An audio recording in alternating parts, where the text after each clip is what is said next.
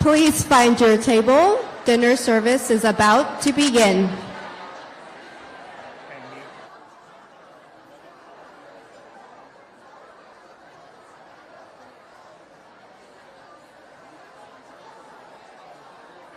Please find your table. Dinner service is about to begin.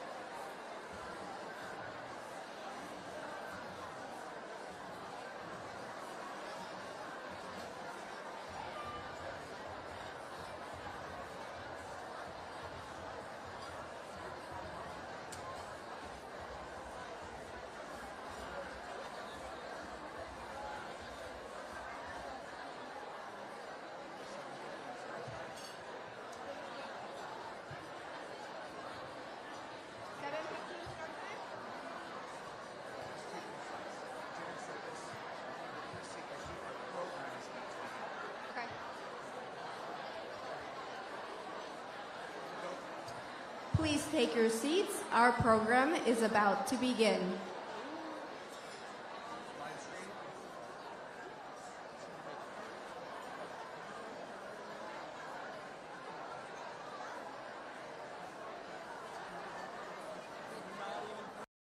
We know that finding high-quality foods you can trust can be challenging.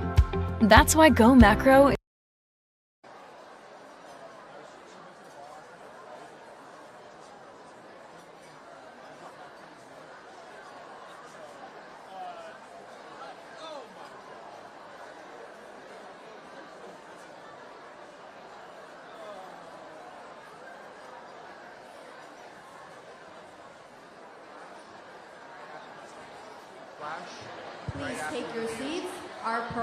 Please take your seats. Our program is about to begin.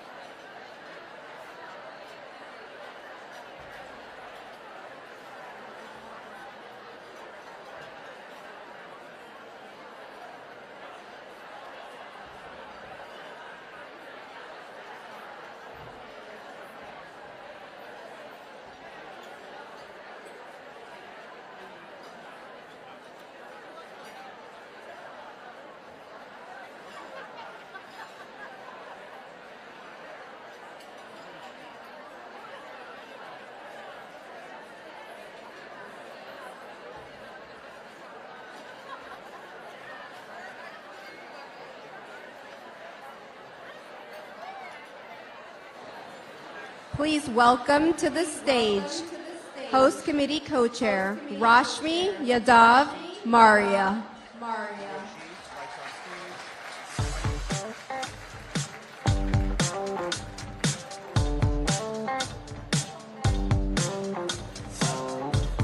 Good evening, everyone.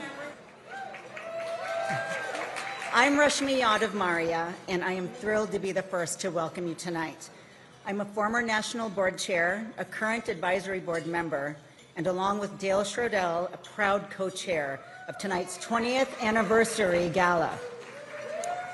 Tonight, we're honoring Emerge's past, championing our present, and sharing a bold, inspiring vision for the future. And we have an exciting lineup for you tonight. You'll hear a special message from Governor Katie Hobbs And we'll also be joined by former Congresswoman Abigail Spanberger, who is on the ballot for Governor of Virginia this year. You'll hear from this year's Cecile Richards Impact Award recipient, Michigan State Senator Mallory McMorrow, who is launching her campaign for the U.S. Senate in 2026. And we're proud to honor this year's Kamala Harris Trailblazer Award recipient, New Mexico State Senator Cindy Nava. We'll also spotlight two inspiring Emerge women running in special congressional elections this year, former Houston City Council member Amanda Edwards and Arizona's very own Deja Fox. And of course, we are going to hear from the original Emerge woman, Vice President Kamala Harris. Thank you so much for being here and for supporting Emerge. As many of you know, Emerge provides the training and powerful network that gives our alums the edge they need to win. So I would be remiss in my role as co-chair if I didn't mention that every single dollar we raise tonight will help Emerge train even more women at this critical moment in our history. So I hope you'll feel inspired. Listen to the lineup that we have. Or you're inspired already, right? We hope you'll feel inspired to give as generously as you can. So now it's my great honor to introduce our first amazing Emerge alum, Deb Holland, with a special recorded message. She wishes that she could have been here tonight, and she didn't want to miss the celebration, so she's done this amazing video for us. So here is Emerge alum, former Secretary of the Interior, and current New Mexico gubernatorial candidate, Deb Holland.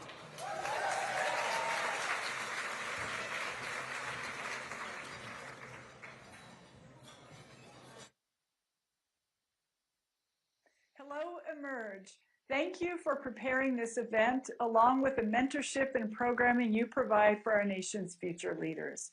For over 20 years, Emerge has been a fierce fighter in the race for women to have leadership. You have supported and empowered us in positions ranging from the local school board to the U.S. Senate, and yes, even the President's cabinet. Through intensive training and educational programming, you have been able to create a network for future and current candidates to run knowing that they always have someone in their corner. I am an alum of the first Emerge New Mexico class. This is the aircraft carrier shelter you seized, previously owned by a small faction of about 800 people. Now it's entirely yours. Although you lost over 500 members, you finally have your shelter. After clearing the bodies, you sorted the supplies on board. The last faction stored a lot of canned goods and grew various vegetables. For the first time in 3 years, you enjoyed fresh food. As the squad leader, you got your own private bedroom. Lying on the large bed felt like life before the apocalypse. But you're still not used to the swaying at sea. Next door is the shared bedroom. Your teammates were just settling in, loud and noisy from the excitement.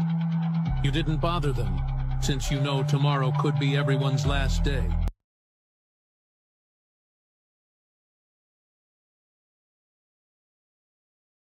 Understand what will and won't work. We've seen just how effective their efforts have been. I mean, look at everyone in this room.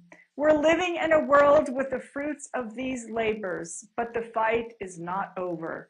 We women make up about half of the population of the United States, and yet we are underrepresented in all branches of government. We need democratic women, people in high places making decisions that include everyone, rather than the catering millionaires and billionaires who just want to make tax breaks for themselves. We need diverse voices vetting our choices. So I encourage you to run for office, represent your communities, lead the ladder down for those who come after you. Thank you again to those involved with the legacy of Emerge. Women have opened doors for themselves and others through this amazing network. Emerge understands the importance of creating pathways for women in politics while sustaining a culture of lifting as we climb. They have empowered thousands of women to lead, so thanks to all of you. Please welcome Host Committee Co-Chair Del Schradell.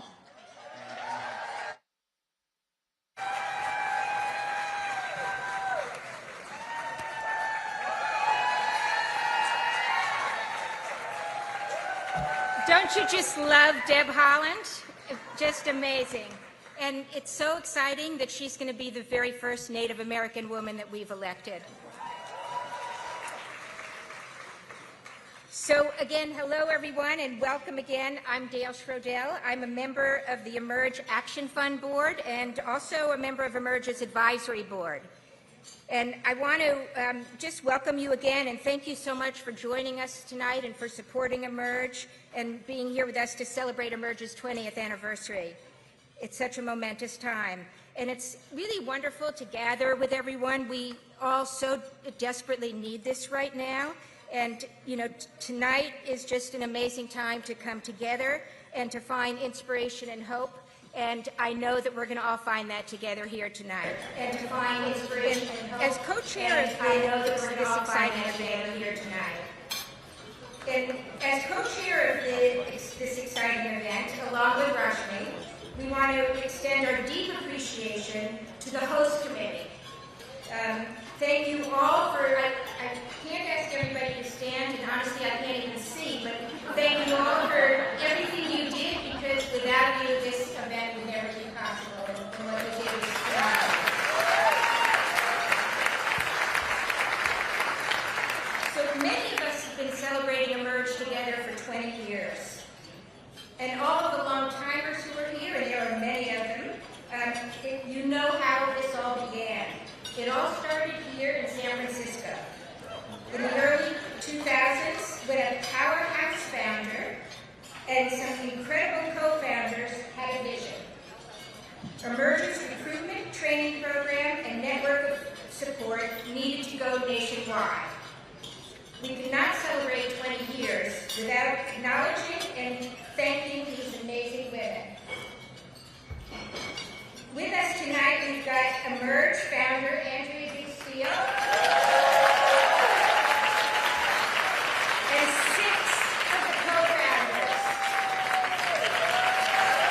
including Dora Keeley, Maureen Murtaugh, Nadine North, Tammy Pastor, Gretchen Schoenstein, and Maria Starr. So please all stand and allow us to express our deep gratitude.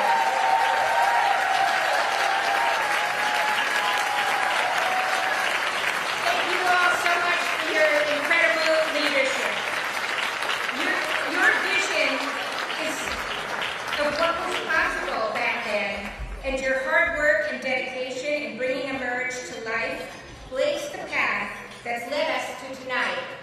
And we are so grateful for that. Celebrating 20 years of building the largest network of women elected officials and candidates and transforming the face of government.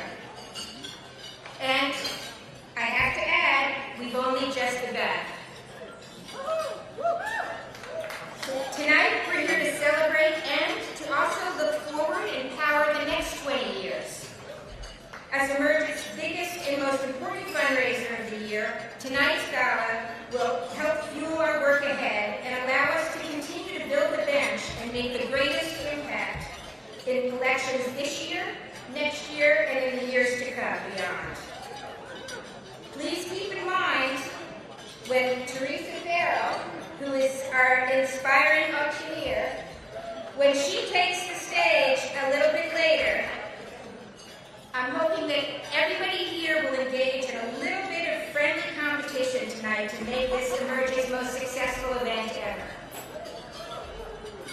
And it is now my great honor to introduce you to Emerge's President and CEO, Ashanti Gohar.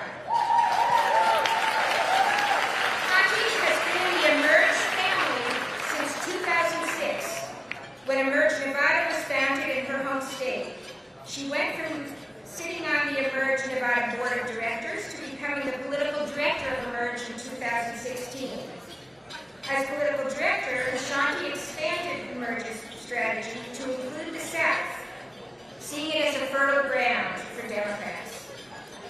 And what we have accomplished since Ashanti became president of Emerge in 2020 is just nothing short of remarkable. Ashanti led the organization in pivoting to center women of the new American majority in this work. Black, brown, and indigenous women, women of color, LGBTQ+ women, young and unmarried women. A political force for winning elections and for ensuring equal representation in government. This is why we're all gathered here tonight, to honor our past, celebrate our present, and to commit to our future. And the extraordinary woman who will lead us to the future is Ashanti Golar.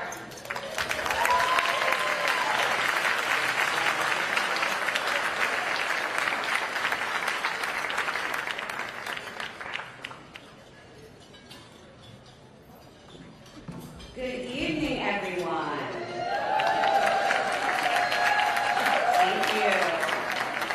Thank you, Dale, so much for that kind introduction and all of your work. Thank you, Maria, for also co-chairing this event. She was my very first board chair, Rashmi was, so I appreciate her, everything that she does. And to the amazing host committee, I thank you all for everything that you have done to allow us to be here. So good evening, everyone. I'm Ashanti Golar. I am the President and CEO of Emerge. We have a very big night. Tonight we are celebrating our 20th anniversary. Thank you all for being in this room, and thank you to everyone who is also joining us from home. We have a live stream happening, and we have a global audience that is watching us tonight. We appreciate you live streaming and everyone's commitment to Emerge. It truly has been a pleasure to work for this organization since 2016, but to also be a co-founder of our Emerge Nevada affiliate since 2006. So I pretty much have been around from the beginning. And now, at 20 years, we get to celebrate the fact that we have now trained over 6,500 women to run for office through our social training program. That's the first time we're announcing that tonight. And of course, we have over 1,200 alums serving in elected office across the country. And I am so thankful to have the original Emerge woman, Kamala Harris, who is going to be joining us tonight. I know everyone is so excited here to be here. But before we continue, I do want to take a moment to recognize the women in our network. Would all of the Emerge women in office please stand to be recognized?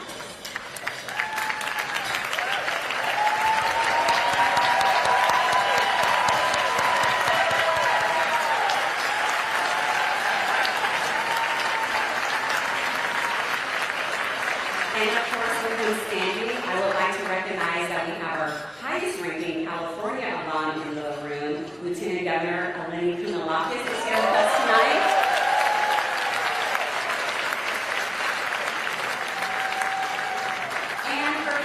Not an alum, but you are a FOE, friend of Emerge. And I am looking at former Congresswoman Katie Porter, and of course,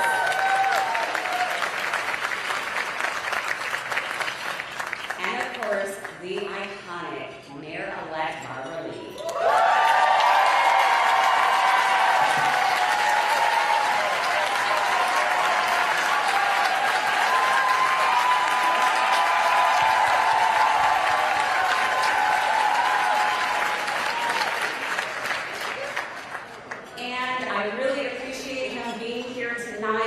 Our new DNC Chairman, Ken Martin, is joining us.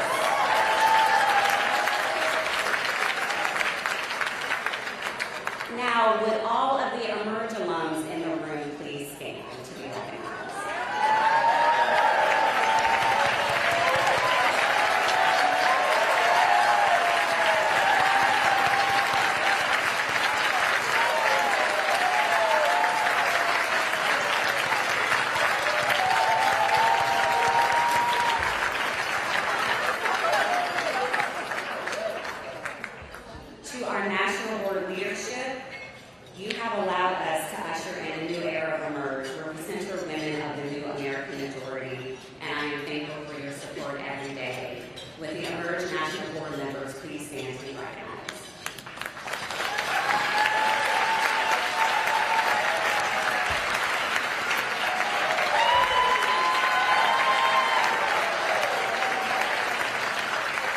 We also have several of our advisory board members in the room. Would they please stand to be recognized? Rashmi, Dale, we have Gretchen. So many of you. And of course, I do not do this work alone. Not one lumber crew, not one training, not one education event, not one woman on the ballot would happen without the amazing, incredible staff that I get to work with every day. None of this tonight would have happened without all of their hard work and dedication. Will everyone on the Emerge team please stand to be recognized?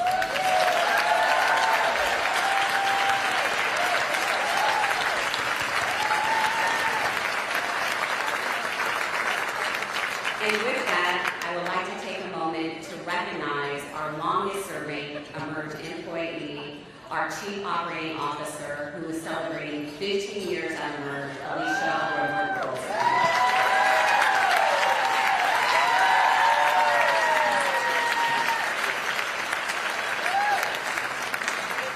Alicia, I love you so much, and I would not be able to do this without you.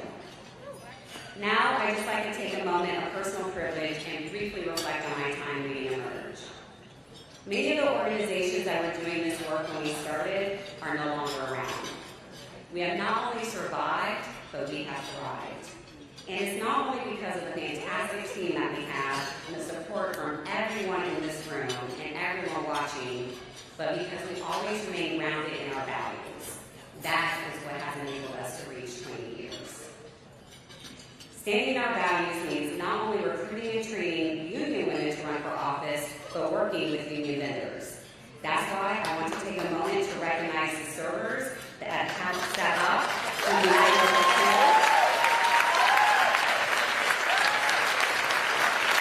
and the AV and stage from Stage News Local 16. Let's give them all a big round of applause.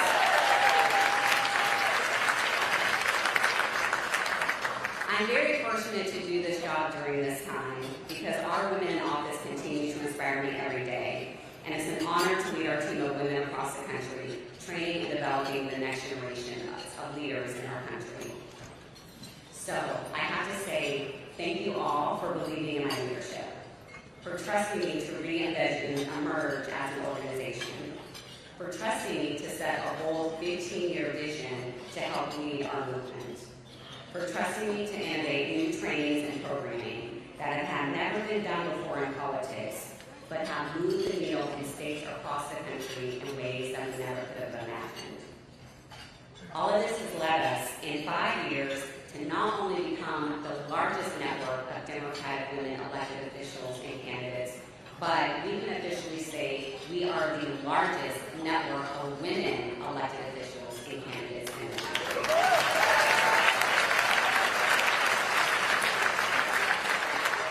Now, I'm excited to introduce our first conversation of the night. You're going to hear from some of our great Emerge women. Please welcome to the stage to join me, Emerge Virginia alum, former Congresswoman and candidate for Virginia Governor, Abigail Spanberg.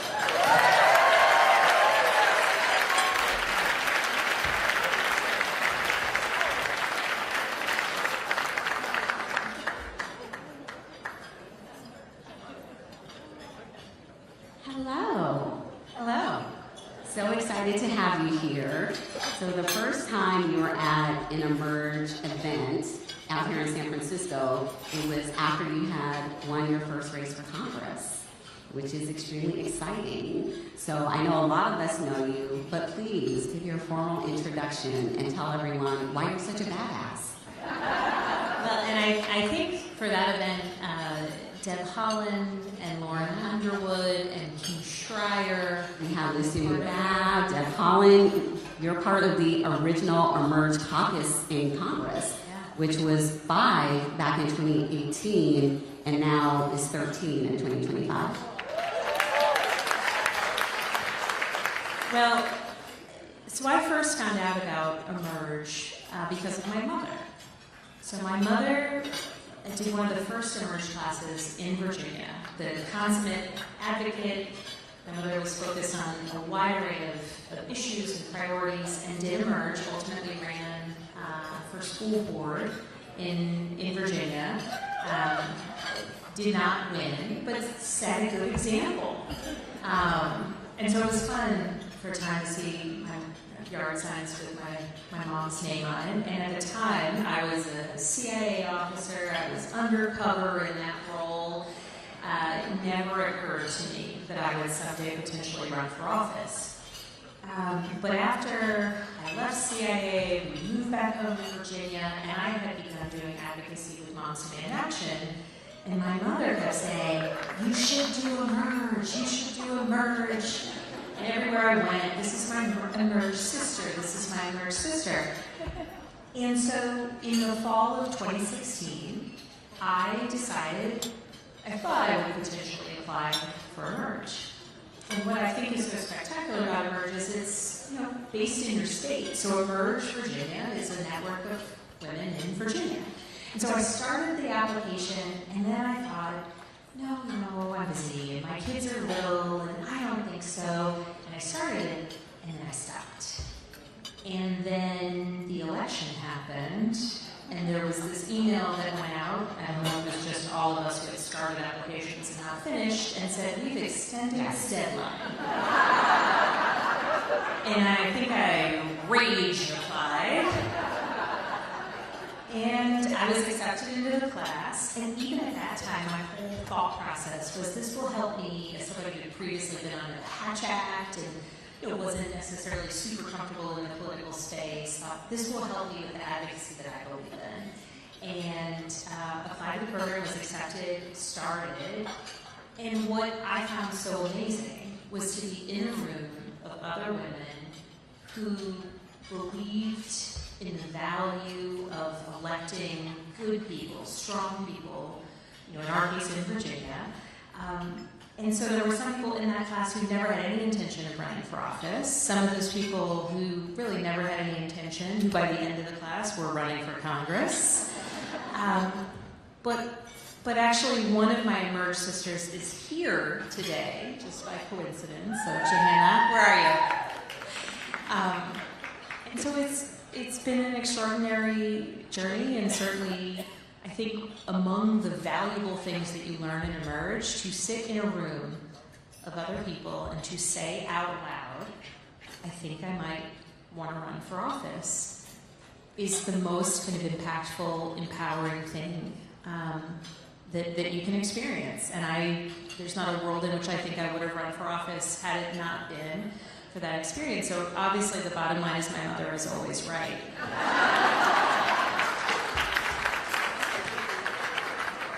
So from Congress to governor, your race is this year, and congratulations, because you just secured the Democratic nomination, so it's official.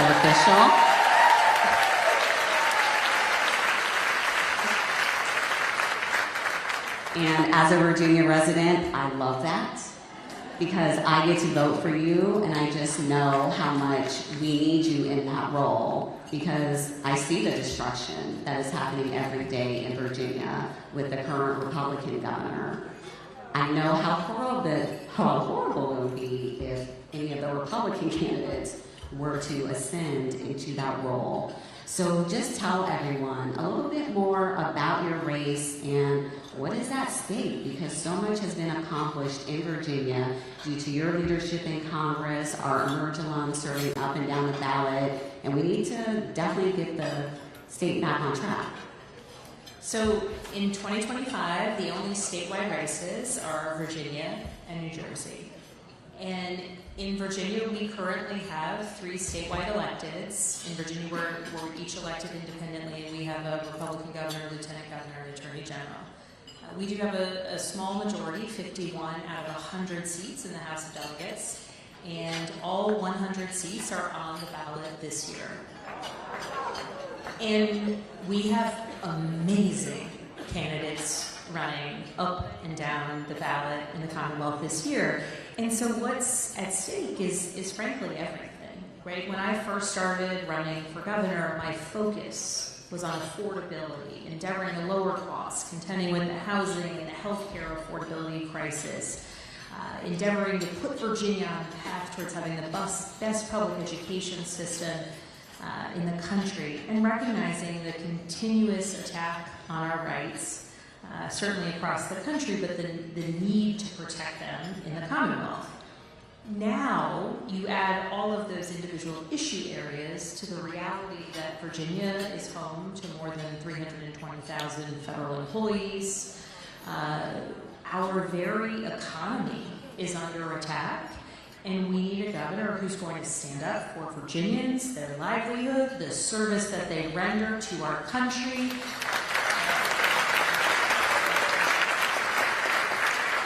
Recognizing that the federal employees we're talking about, they're researchers at the NIH, they're nurses at the VA, right? They are USDA employees who are supporting farmers and producers across our Commonwealth. This is the impact that we see. And at this time of chaos and challenge across the country, Virginia gets to be an example for what you can get right when we have good candidates running solid campaigns, endeavoring to defeat extreme ideas, ideologies, politicians who want to take public dollars out of public education, politicians like my opponent who would take us back as it relates to reproductive rights in the Commonwealth of Virginia. And so every day is a motivating day. In Virginia, we will win. It's a long way between now and November.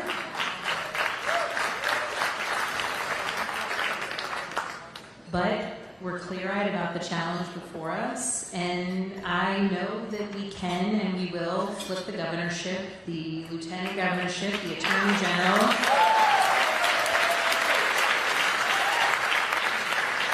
And here's the thing that's really inspiring. In Virginia, of those 100 House of Delegate seats currently held by 51 Democrats, we have 96 Democratic candidates running for election.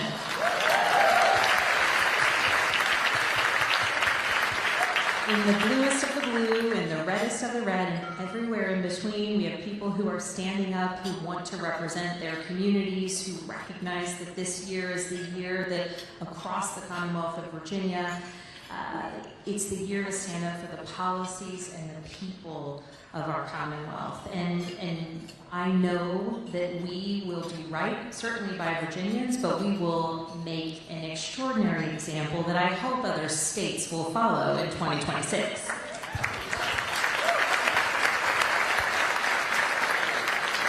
You mentioned it, your opponent, when it comes to reproductive rights, is extremely scary. Because right now, Virginia is the only state in the South where we still have access to reproductive freedom. And they have promised to take that away. That is one of their goals. You know, they try to chip where they can. We have RE alums, Emerge alums who are fighting that. But just tell us a little bit more about that, because it is going to be extremely scary when you look at a map and you look at the South, and millions of women will not have the ability to control their own body. Virginia is the only state in the South that, since the Dobbs decision, hasn't further restricted abortion access. And the clapping goes to the state Senate, who, with a majority of 21 out of 40, blocked a bill that, before we got the majority back in the House of Delegates, blocked a bill that would have restricted abortion access in Virginia, that we know the governor would have signed, that my opponent was in favor of. That 21 out of 40 number is the reason that we were able to hold that back in Virginia. We're now in the process of putting forth a constitutional amendment. In Virginia, it's a multi-year process. We're in the first year out of 3 in order to get a constitutional amendment enshrining access to reproductive health care. But notably, the General Assembly took up a bill that would just make clear through legislation that access to contraception is guaranteed in Virginia. And my opponent, as Lieutenant Governor, cast the tie-breaking vote against ensuring access to contraception. Ultimately, it did pass We ultimately got it through, but the expectation is that the governor will veto it this week, as he did last year when they passed it as well. So it's serious. The rights, certainly, of reproductive freedoms in Virginia. We've also, under our last Democratic governor, made it more straightforward to cast a ballot. We have 45 days of early voting, which is essential to people being able to access the ballot, cast their vote, make their voices heard. And we know that the basic rights in the Commonwealth of Virginia are under threat if we see the election go the wrong way, which is not what will happen. We are so lucky to have you stepping up to run for governor. We have another Emerge alum, Shannon Taylor, stepping up to run for AG in Virginia. We have a great partnership with the Democratic Attorney General Association. So I do want to close this out by just having you quickly say why we still need women running during this time. Because one of the things that is really, really making me angry, y'all, is we actually have some women elected officials that have made comments that women shouldn't run, that they may not get elected. Y'all say it's not me, but it's unfortunately real. So at Emerge, we're always here to do this work, we're committed to this work. What would you say to those women who are thinking about running for office? Do it. Run. And the sort of most consequential piece of it is being able to utter those words, I think I want to run for office. I'm going to run for office. I am running for office. And I'm running for governor. I love my wonderful Commonwealth. So I'll center my answer on Virginia. The women who are running to flip seats in the House of Delegates, and so many of the candidates who have been elected in recent years, and frankly some of the steadiest voices in our General Assembly, are women, powerful women who bring their experiences to the legislature every day. And in 2025, I'll just name a couple. Kimberly Pope Adams is a woman who ran for the House of Delegates and lost by, I believe it was 53 votes in 2023. She's an unbelievable candidate. She's a single mom. She is an auditor and gives this incredible speech that makes me feel like, oh my gosh, we need auditors in the General Assembly. Lily Franklin, who is running in Southwest Virginia, who, when she ran in 2023, frankly speaking, lots of people said she's too young, it's a red area, no way will she win. And I went and campaigned with her a ton, and I was telling everyone, this woman can win because she brought energy, urgency, and passion to the community that she was of and the community she wanted to serve. And in the end, she came up 183 votes short. This year, she will win. And when she does, she will be bringing the voices of some students at Virginia Tech, which she'll represent a portion of them, but importantly, farmers and producers in our agricultural communities in a portion of Southwest Virginia. She'll bring those voices to Richmond. And Leslie Mehta, who, my last example, though I could go on because there's so many incredible women, she ran for Congress last year in the 1st District. Came up short, but man, oh man, when she was considering running again, people said, well, you ran for Congress. Why wouldn't you run for Congress again in 2026? And she came to me and she said, I just want to serve. I want to be able to bring voices to government. She's an attorney, she was an ACLU attorney, she's brilliant. I first met her, she has, her late daughter had a genetic disorder, and she's done a tremendous amount of advocacy for rare disease research. She's brilliant. And people said, well, why would you want to run for House of Delegates? It's much smaller, it's a smaller race.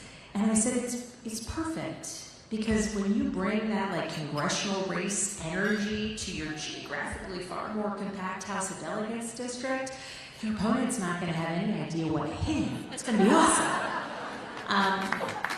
And these women, they're going to win.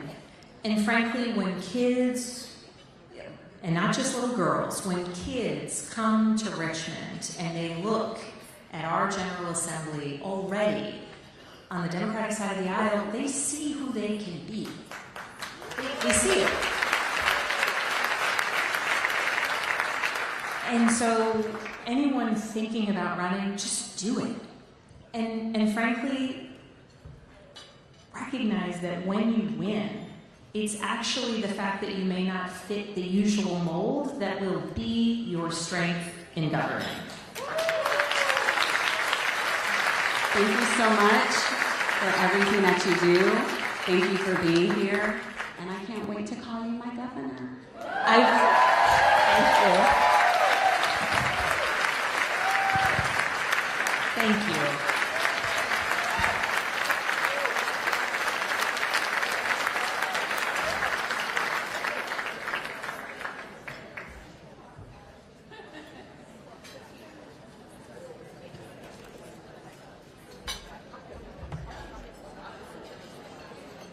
Good evening, everyone.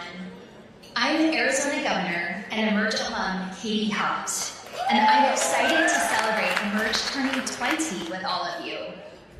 Since its founding, Emerge has been on the front lines of transforming our elected offices by creating a network of sisterhood for Democratic women and inspiring the next generation of leaders. I was recruited into the inaugural class of Emerge Arizona, where I realized that if you can't change policy, you have to change the people making the policy. I started volunteering for local campaigns. I became active in my local Democratic Party, and I knocked on hundreds of doors in my community. That experience with Emerge gave me the confidence and tools to launch my own campaign for the Arizona State Legislature. In 2010, I ran for the State House, and I won. Since then, I haven't lost an election, and I haven't stopped fighting for Arizonans, as minority leader in the State Senate, as Secretary of State, and now as Governor.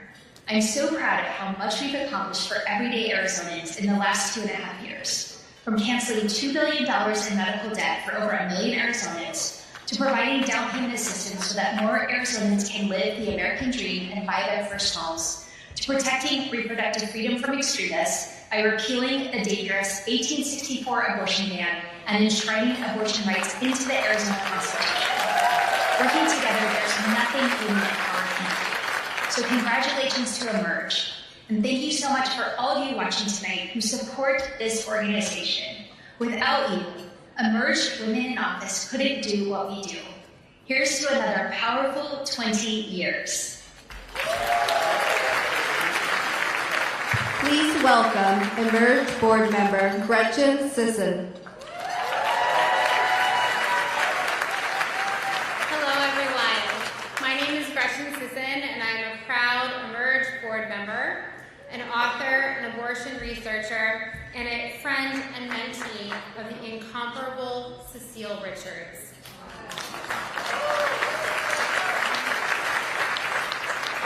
It might seem impressive to have had Cecile as a mentor, but I promise it wasn't, only because Cecile was a mentor to everyone in our field, and she took that role incredibly seriously. She always showed up for the next generation of leaders and thinkers in the abortion access and reproductive justice movements. She showed up with advice, with her network, and with a shared purpose and moral clarity around the work that needed to be done. She was a fearless executive, and she was a movement builder, because while she was undoubtedly a once-in-a-generational messenger, she also deeply cared about getting stuff done. And I know I'm introducing a woman from Michigan, so I could say something else, but we're going to stick with stuff for right now. Which brings me to tonight's recipient of the Cecile Richards Impact Award. As we've seen in the last 2 cycles, a lot of politicians want to run talking about abortion access. But not everyone actually wants to govern on abortion access when it comes time to deliver for voters. But in Michigan, Senator Mallory McMorrow and her colleagues decided not just to promise, but to deliver just that. After Michiganders passed a ballot initiative to protect abortion access, The Senate followed that up with the Reproductive Health Act that repealed the 1831 abortion ban, repealed the targeted regulation of abortion provider laws. You all might not know what those are. I am happy to talk in more detail than you want after the program. They repealed a law that forced patients to buy a separate insurance rider to access abortion care. And they ensured that students in their public university had access to accurate reproductive health information. These are the types of policies that not only make reproductive choice possible, but make abortion access real. And these are the type of policies that Americans need, implemented by the leaders they deserve, and they are the policies that Mallory McMorrow is going to fight for at every level of office. Mallory, I am so proud to present you the Cecile Richards Impact Award, and I know Cecile will be very proud to have you receive it. Thank you so much for fighting for us.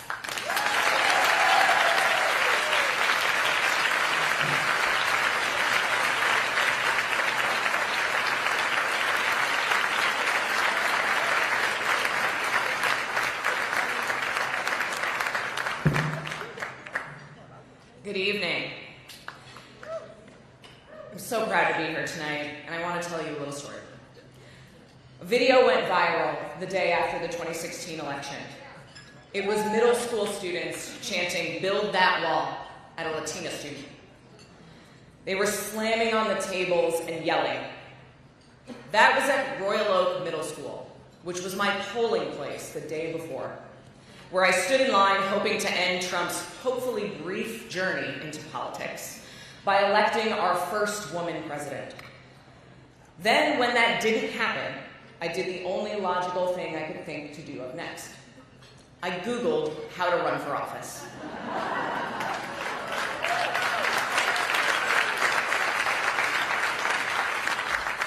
I applied to Emerge Michigan thinking surely I'm going to be rejected. I had no political experience. I had never worked on a campaign. But it's a funny thing. When you raise your hand, you tend to be called on. What struck me about the women in my Emerge class wasn't the ambition. Not one said, "I was born to be in it." We were there because we, quite reluctantly, saw running as the only solution to problems that nobody seems to be fixing.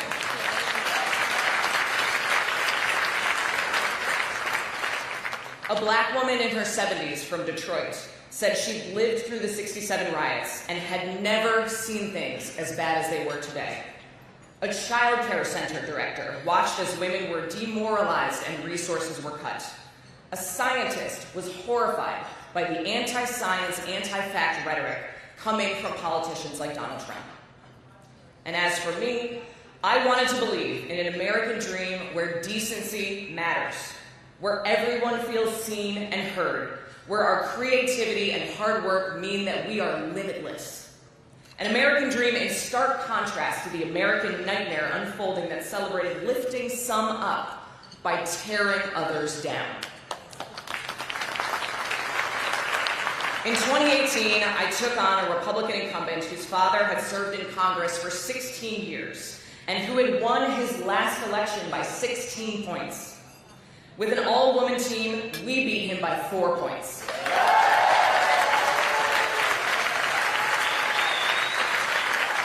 Swinging the district 20 points and breaking the Republican supermajority in the Michigan State Senate. Then in 2022, after a floor speech of mine went viral, I raised millions of dollars for other candidates running for state senate, and we helped flip the state senate for the first time since 1984. And when we took that power, we weren't afraid to use it. We got to work. Repealing Michigan's 1931 abortion ban, passing gun violence prevention measures, universal school meals, building thousands of new housing units, canceling medical debt for tens of thousands of Michiganders, expanding childcare, and so much more. Now, I'm running for U.S. Senate with that same why. Not because I ever wanted to be a senator, but because if you haven't noticed right now, our country is going through it. We need that spirit that I found with those 22 other women learning the hard way how to make our own seats at the table because we know damn well nobody else is going to make them for us. Because ours is a country that needs to be fixed, righted, and restored. To wake up from the American nightmare and write our new American dream. Because all of us in the room, we are the ones who are going to write it. Thank you very much.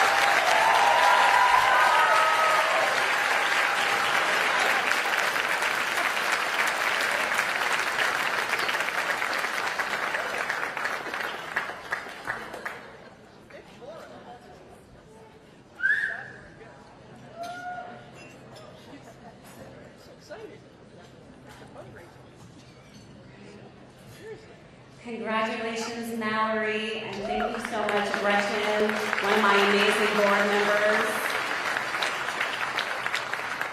All right, it's time. We are so honored to have our next guest joining us tonight. She is one of the main inspirations for our work and why Emerge exists. That's right, her first campaign for district attorney started right here in San Francisco and helped spark the movement that became Emerge. When her inner circle saw the need for a program to train women on how to run for office and win. That is precisely what Emerge was created to do and is what we've been doing for 20 years. She has spent a career in public service fighting for the people of California as Attorney General and U.S. Senator. And then we got to watch her fight for all of us as our first woman vice president.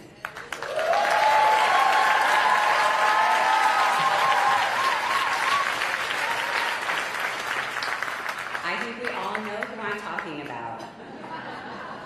She is the original Emerge woman, the one and only, our 49th Vice President of the United States, Kamala Harris.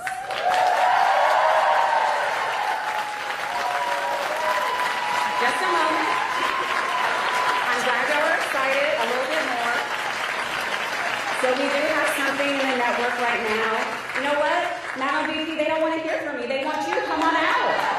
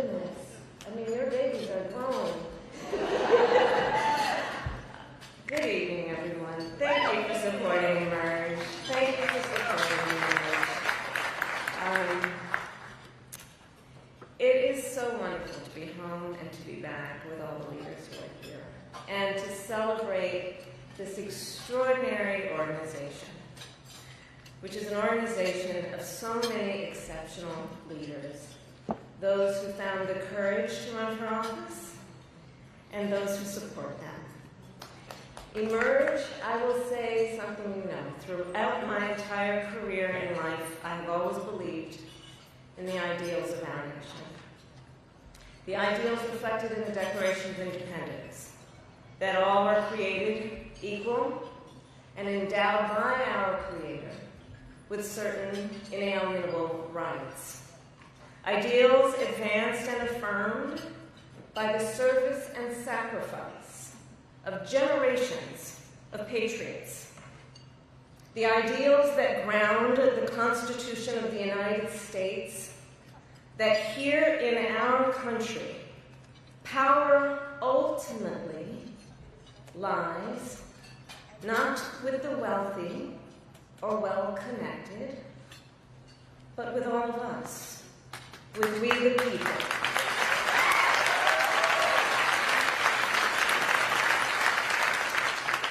Now, of course, I recognize that America has never fully lived up to these ideals, that for all the gains we've made, the American dream has for decades been slipping further out of reach for so many, and that the American people deserve leaders who make their lives better and make our country stronger.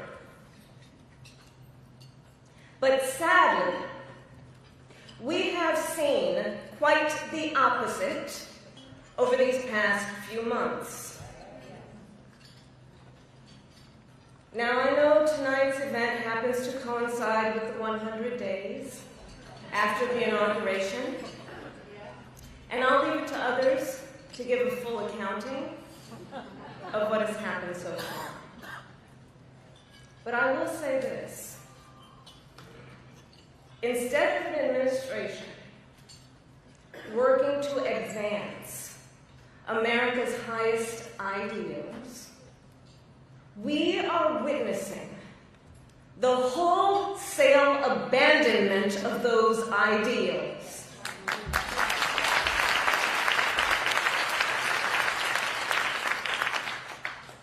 And what we are also seeing in these last 14 weeks is Americans using their voice and showing their courage.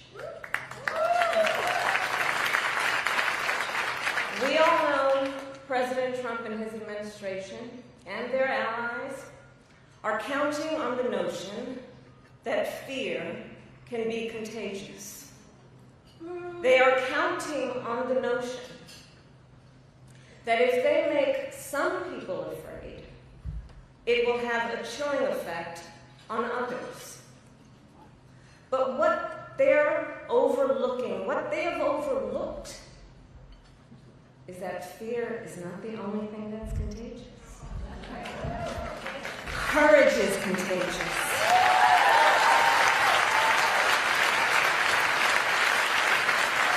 The courage of Americans who are banding together in the face of the greatest man-made economic crisis in modern presidential history. Americans across the political spectrum who are declaring that the president's reckless tariffs hurt workers and families by raising the cost of everyday essentials, devastate the retirement accounts that people spent a lifetime paying into, and paralyze American businesses, large and small, forcing them to lay off people, to stop hiring or pause investment decisions. The courage of Americans we are seeing who are rallying at Social Security offices to protect their hard-earned benefits. Of Americans who are speaking out to say, it is not okay to violate court orders. Not okay. Saying it is not okay to detain and disappear American citizens or anyone without due process.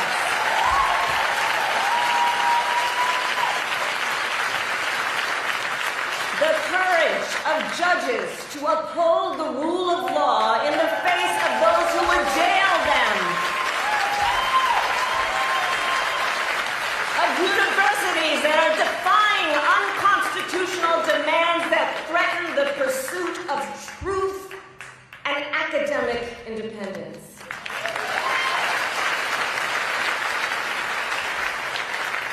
And I will tell you, the courage of all these Americans inspires me. And I have been inspired by the movements like the one in Wisconsin that put Susan Crawford on the Supreme Court.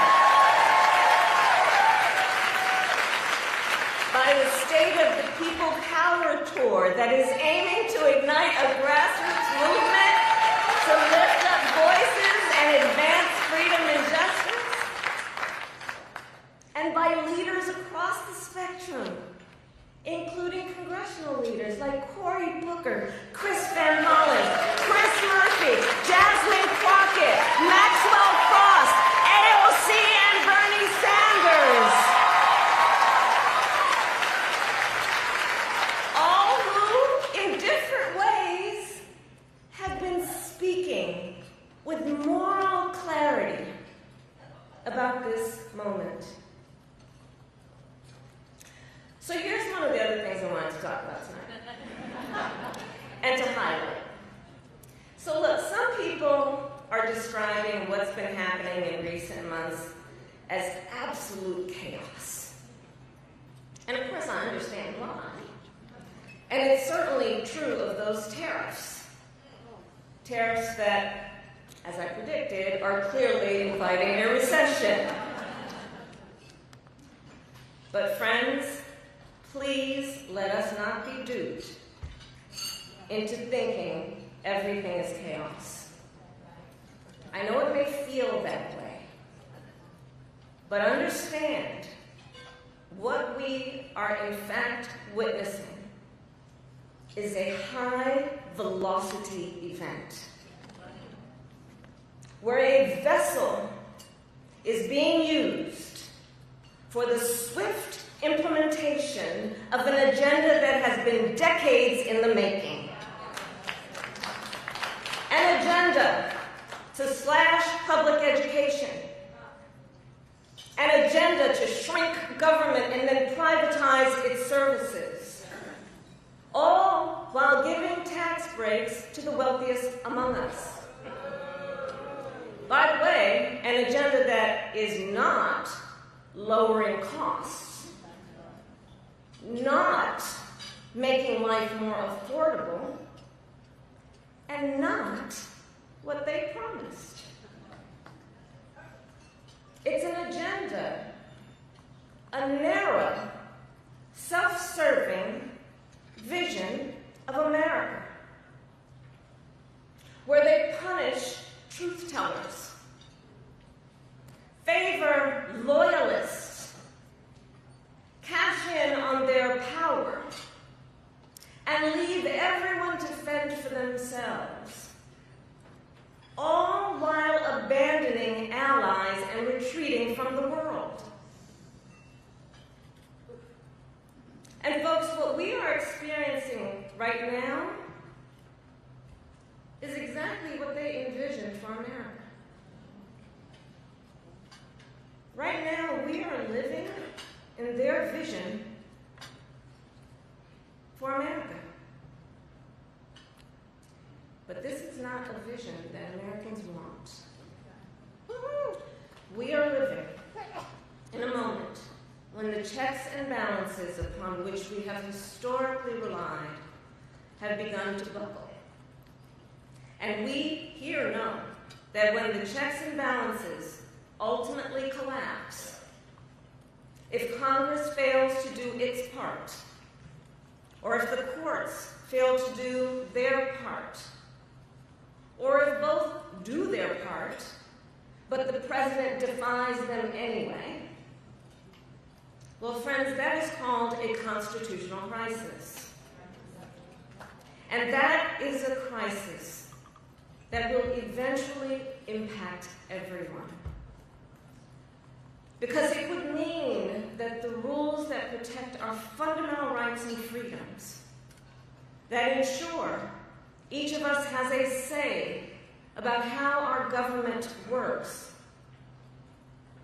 will no longer matter. And if that happens, the one check, the one balance, the one power that must not fail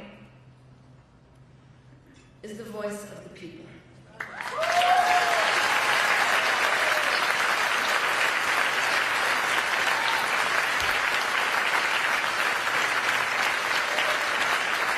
And look, right now I know a lot of folks are wondering, guide us through this moment? How are we all going to figure out how to chart the course? But that's not a reason to throw up our hands. In fact, please allow me, friends, to digress for a moment. Okay. It's kind of dark in here, but I'm asking a show of hands. Who saw that video from a couple of weeks ago? The one of the elephants at the San Diego Zoo during the earthquake? Google it if you've not seen it. So that scene has been on my mind. Everybody's asking me what you've been thinking about these days. Well,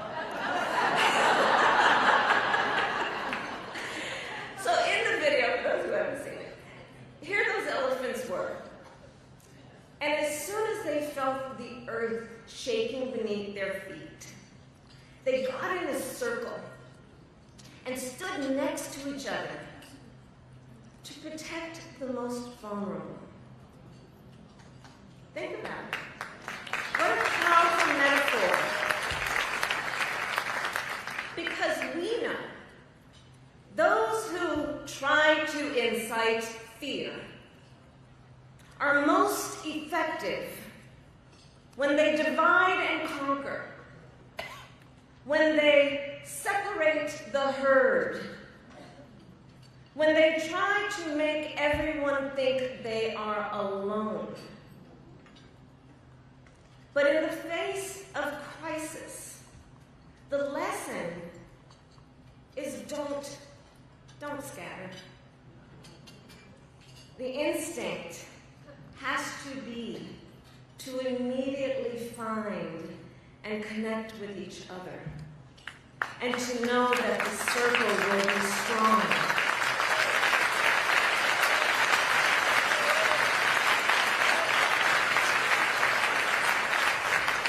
So I'll end with this. I am not here tonight to offer all the answers, but I am here to say this.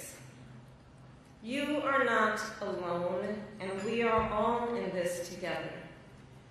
And straight talk, things are probably going to get worse before they get better. But we are ready for it. We are not going to scatter. We are going to stand together, everyone a leader, and emerge. You have a special role to play. Organizing is as important as ever. Mobilizing is as important as ever. Running for office is as important as ever. So please, everyone here, please keep doing what you are doing. And to everyone, let's lock it in. Lock it in. Gear up for the hard work ahead. And please, always remember, this country is ours. It doesn't belong to whoever is in the White House. It belongs to you. It belongs to us. It belongs to we, the people. Thank you. God bless you, and God bless America. Thank you all.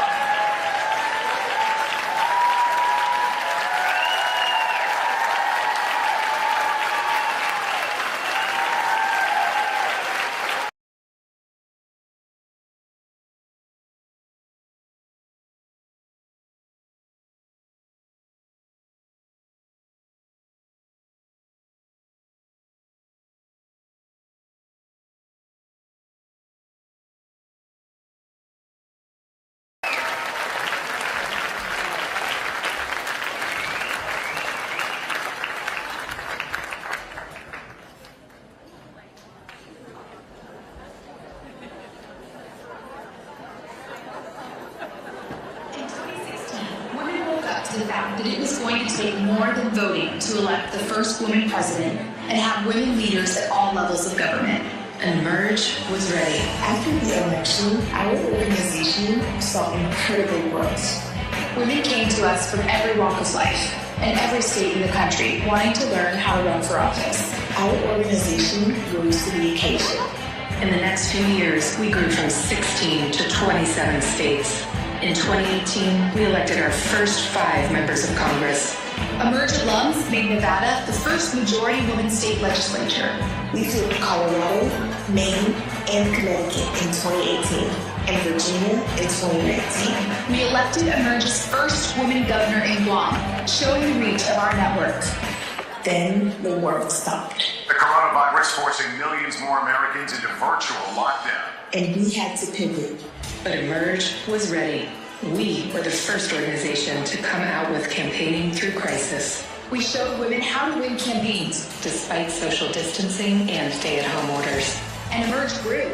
From 2020 to 2024, Emerge grew our network by thousands of women. We tripled the number of alums in office. Our congressional caucus grew even more. Emerge women with even more state legislative chambers majority won.